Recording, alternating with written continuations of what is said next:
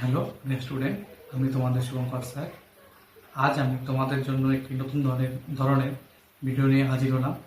পূর্বে আমি তোমাদের জন্য WBSLST সম্পর্কিত বিভিন্ন ইনফরমেশন প্রোভাইড করেছি এবং সেখানে কবে থেকে ফর্ম ফিল আপ বা ভালো ভালো ইতিহাস বই এবং তোমরা জানো তোমাদের প্রাচীন ভারত থেকে আমি একটি ডেমনস্ট্রেশন ক্লাস প্রোভাইড করেছি।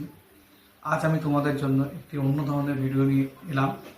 এতে আমি মূলত তোমাদেরকে যে ইতিহাস ক্লাস রিলেটেড ভিডিও তা প্রোভাইড করতে চলেছি। এবার এখানে একটু তোমরা একটা জিনিস বুঝে নাও। এর আগে আমি তোমাদের প্রাচীন ভারত থেকে কিছু ভিডিও অলরেডি আমার এই চ্যানেলে দেওয়া আছে। তোমরা কি করবে, ওই ক্লাসগুলো ওখান থেকে দেখে নেবে। আর আজকে তোমাদের আমি যে ক্লাসটি দেবো তা হলো ষোড়শ মহাজন পদ সম্পর্কে।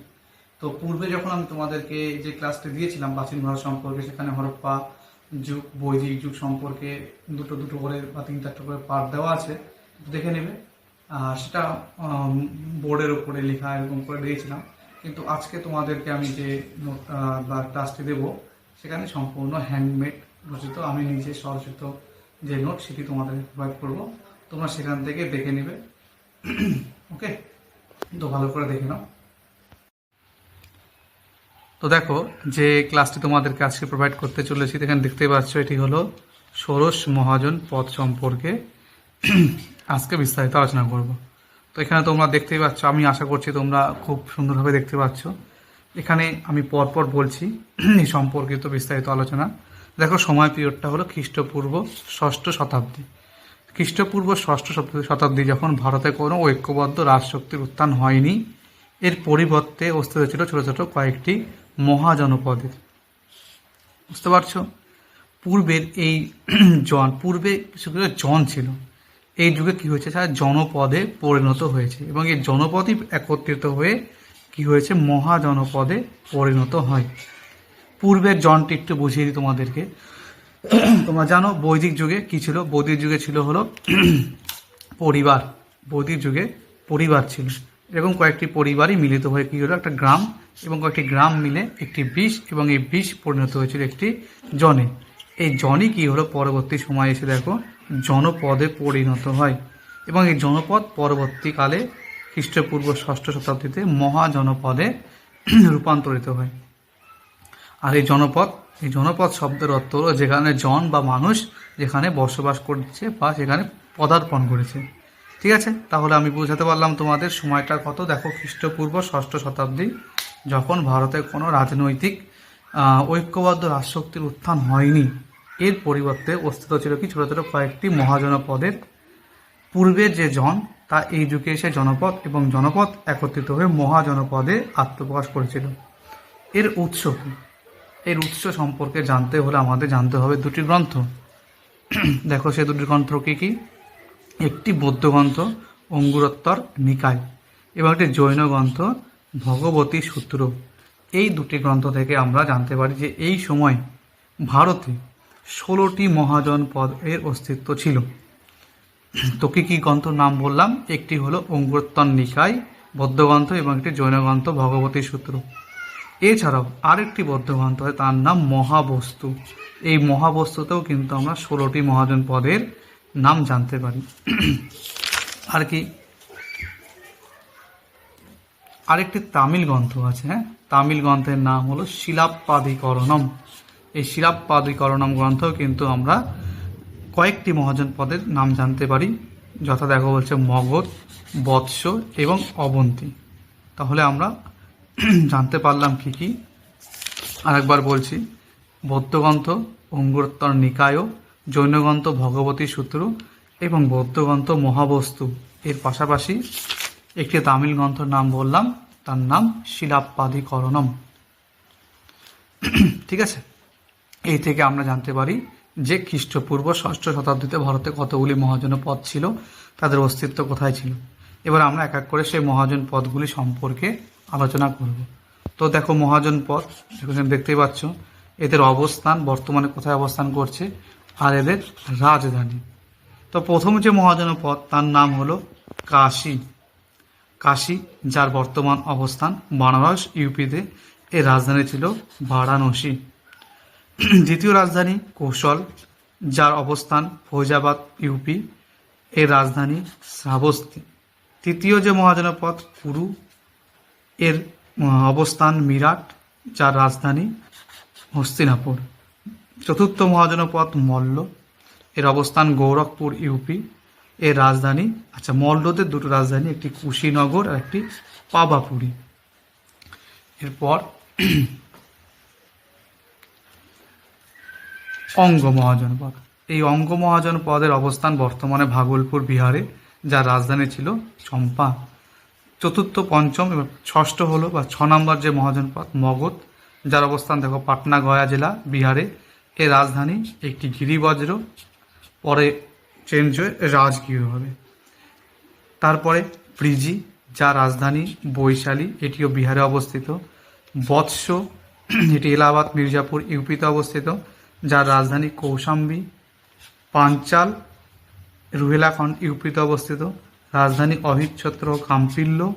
সুরসেন, পশ্চিম ইউপি, রাজধানী মথুরা। তারপর দেখো মৎস্য, জয়পুর ভরতপুর রাজস্থান, এর রাজধানী বিরাটনগর। অবন্তী মহাজনপদের দুটি রাজধানী, একটি উজ্জয়িনী, একটি মাহিষ্মতি। 13 নম্বর যে মহাজনপদ তার নাম চেদি, বুন্দেলখণ্ড ইউপিতে অবস্থিত, এর রাজধানী শুক্তিমতি। 14 নম্বর অসমক, গোদাবরী মহারাষ্ট্র, যার রাজধানী পোটান। গান্ধার, যার রাজধানী তক্ষশিলা, এটি অবস্থিত পেশোয়ারে পাকিস্তানে। কম্বোজ বর্তমানে আফগানিস্তানে আছে, যার রাজধানী রাজপুত। তো এই তো গেল 16টি মহাজনপদ। আমি একবার করে আবার নামগুলো তোমাদের বলে দিই। কাশী, কৌশল, কুরু, মল্ল, অঙ্গ, মগধ, বীরজি, বৎস, পাঞ্চাল, সুরসেন, মৎস্য, অবন্তী।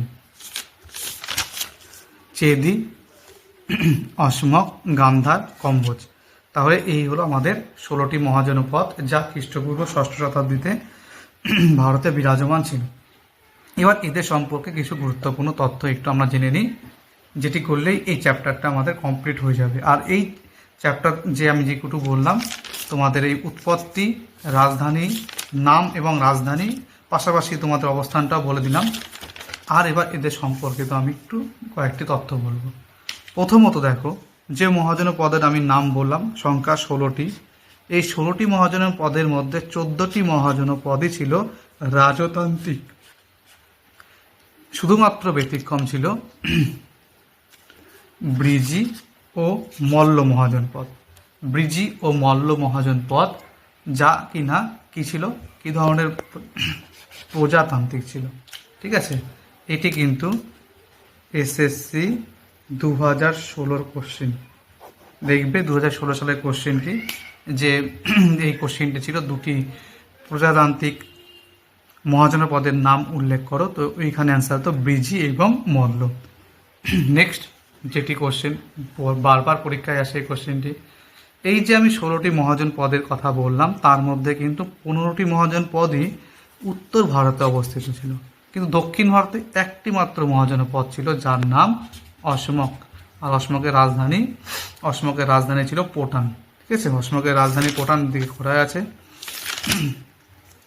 এবং এই যেটা দেখবে অসমকের রাজধানী পোটান, আর এটির অবস্থান গোদাবরী নদীর ক্ষেত্রে মহারাষ্ট্রে অবস্থিত ছিল। তবে বেশিরভাগ মহাজনপদ যা কিনা উত্তর ভারতে ছিল, দক্ষিণ ভারতে অবস্থিত একমাত্র মহাজনপদ যার নাম অসমক। তারপরে ইম্পর্টেন্ট তথ্য কি জানো তোমরা প্রত্যেকে, যে 1947 সালের 15 আগস্ট ভারতবর্ষ স্বাধীন হয়, পাশাপাশি দেশ দুটি খণ্ডে বিভক্ত হয়, একটি পাকিস্তান, একটি ভারতবর্ষ। এই পাকিস্তান আর ভারতবর্ষ বিভাজনের মধ্য দিয়েই দুটি মহাজনপদ কিন্তু বর্তমানে ভারতবর্ষের বাইরে অবস্থান করছে, এক গান্ধার এবং এক কম্বোজ। গান্ধার যে মহাজনপদ, যার রাজধানী ছিল তক্ষশিলা, এবং কম্বোজ যার রাজধানী ছিল রাজপুত। এই দুটি মহাজনপদ কিন্তু বর্তমানে ভারতে নেই। ঠিক আছে, আর একটি লাস্ট তথ্য তোমাদেরকে বলে দিই, যে বর্তমানে উত্তরপ্রদেশ যে রাজ্য, ভারতবর্ষের একটি রাজ্য উত্তরপ্রদেশ, সেখানে কিন্তু তৎকালীন মহাজনপদের সংখ্যা ছিল সর্বাধিক। কটি পরীক্ষায় এই প্রশ্নও কিন্তু এসে কটি, সেটি দেখো তোমাদেরকে আমি যদি এখান থেকে একটু গুণে দিই, দেখবে এখানে প্রথম থেকে বলছি, একে কাশী, কৌশল, কুরু 3টি হয়ে গেল, মল্ল 4টি, তারপর দেখবে এখানে বৎস 5টি, পাঞ্চাল 6টি, সুরসেন 7টি, আর এইখানে একটা আছে দেখবে চেদি, যেটি বুন্দেলাখণ্ডে অবস্থিত ইউপি। মানে টোটাল ইউপিতে মোট 8টি মহাজনপদের অস্তিত্ব ছিল। আরেকটি তথ্য বলে দিই, যদি বলে একদম পশ্চিম দিকে, কারণ আমাদের এসএসসি পরীক্ষা দিতে চলেছি যা পশ্চিমবঙ্গের পরীক্ষা, তো পূর্ব ভারতবর্ষে যদি আমরা পূর্ব পশ্চিম উত্তর দক্ষিণ দেখি, তো একদম পূর্ব দিকে, যেটি পশ্চিমবঙ্গের একদম কাছাকাছি অবস্থিত, বা এই মহাজন পদগুলির মধ্যে পূর্বতম যদি সীমা ধরা হয়, তাহলে কিন্তু সেটি ধরা হয় হলো অঙ্গ মহাজন পদ। ঠিক আছে, অঙ্গ মহাজন পদ। তোমরা জানো মহাভারতে এই অঙ্গরাজ্যের উল্লেখও আছে। এর রাজধানী চম্পা, পূর্বে এর নাম ছিল মালিনী। এটিও কিন্তু পরীক্ষায় একবার এসেছে। মালিনী নদীর তীরে কিন্তু অবস্থিত ছিল। হ্যাঁ, পরবর্তীকালে এর নাম চেঞ্জ হয়ে চম্পা হয়ে যায়। তো এই তো গেল ষোড়শ মহাজন পদ সম্পর্কে যাবতীয় তথ্য। এই একটি মাত্র ক্লাসের মধ্য দিয়ে কিন্তু তোমরা একটি বা দুটি প্রশ্ন খুব সম্ভাবনা পরীক্ষায় পেতে চলেছ। তো আমি আশা করছি তোমরা খুব ভালোভাবে বুঝতে পারলে। কোথাও যদি কোনোভাবে অসুবিধা হয় তাহলে কিন্তু তোমরা আমার সাথে যোগাযোগ করতে পারো, তোমরা এখানে কমেন্ট করতে পারো, অথবা আমি তোমাদেরকে ফেসবুক পেজ লিঙ্ক এবং টেলিগ্রাম লিঙ্ক দিয়েছি, সেখানেও তোমরা কমেন্ট করতে পারো, অথবা ডিরেক্ট তোমরা কিন্তু যোগাযোগের জন্য ইমেল করতে পারো। ঠিক আছে, আর যেভাবে আমি লিখে দিয়েছি এটা একদম সম্পূর্ণ হ্যান্ডমেড নোট। তোমরা চাইলে এটাকে পজ করে করে নিজেরা এই নোটটি তৈরি করে নিতে পারো এবং বারবার এগুলো তোমরা রিভিশন করে যাবে। আশা করছি পরীক্ষায় তোমরা খুব ভালো রেজাল্ট করবে। তো আজ এই পর্যন্তই। ভালো লাগলে অবশ্যই ক্লাসটিকে একটি লাইক দেবে, বন্ধুদের মধ্যে শেয়ার করবে, এবং অবশ্যই আমাদের সাথে জুড়ে থাকার জন্য তোমরা আমাদের চ্যানেলটিকে সাবস্ক্রাইব করে রাখবে। তো আজ এই পর্যন্তই। সকলে ভালো থেকো, প্রত্যেকে তোমার নিজে ভালো করে পড়াশোনা চালিয়ে যাও। ধন্যবাদ।